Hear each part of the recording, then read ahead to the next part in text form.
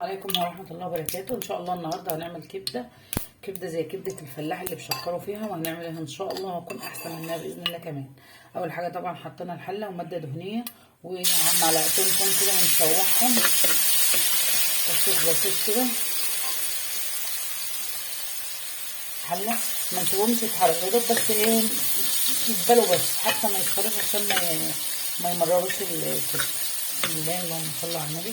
وطبعا جبت نص كيلو كبده زي ما انتم شايفين كده، نص كيلو. بسم الله هاخد اللون اللي انا عايزاه هون. بسم الله واحط بقى الكبده. بسم الله اللهم صل وسلم وبارك عليه.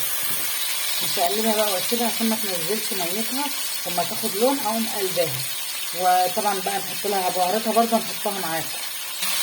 وبعد ما خدت اللون اهي طبعا اللي احنا عاوزينه شايفين ما شاء الله اتغير لونها، هبتدي اقلبها بقى عشان زي ما انتم شايفين. طبعا عندي حته ليا صغيره كده حطيتها بس تدي ايه طعم وريحه.